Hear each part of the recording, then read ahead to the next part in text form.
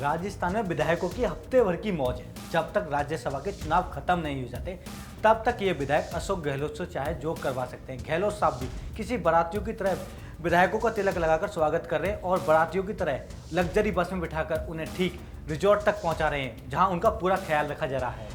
राज्यसभा चुनाव में कांग्रेस और बीजेपी के बीच शाहमत का खेल शुरू हो गया।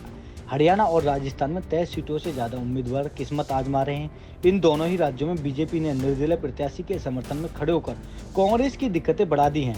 ऐसे में राज्यसभा की बाजी जीतने के लिए सेंधमारी की संभावनाएं भी बढ़ गई हैं और विधायकों की खरीद फरोख्त को ध्यान में रखते हुए कांग्रेस रिजॉर्ट पॉलिटिक्स की राजनीति का सहारा ले रही है। कांग्रेस अपने विधायकों को सुरक्षित ठिकाने पर ले जाने लगी है।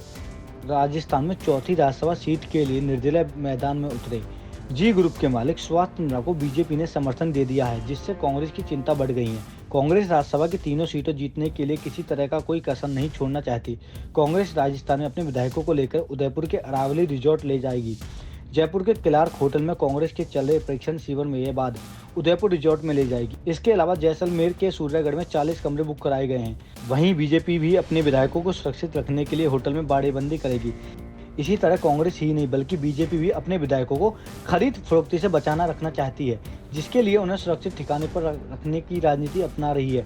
वहीं हरियाणा में निर्दलीय प्रत्याशी के तौर पर कार्तिकेय शर्मा के राज्यसभा चुनाव में उतरने और बीजेपी जेजेपी के समर्थन के बाद कांग्रेस की चिंता बढ़ गई है।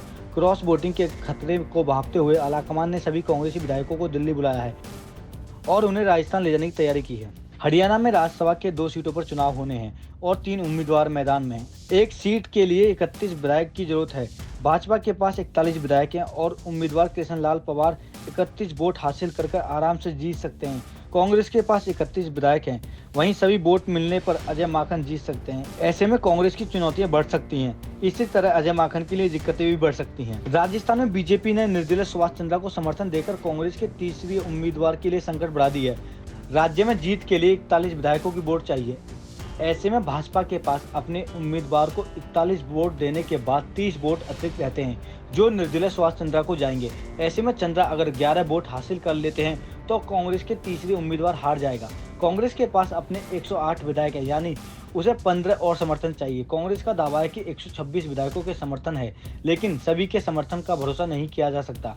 ऐसे में कांग्रेस अपने विधायकों को सुरक्षित ठिकाने पर ले जाने में जुटी है।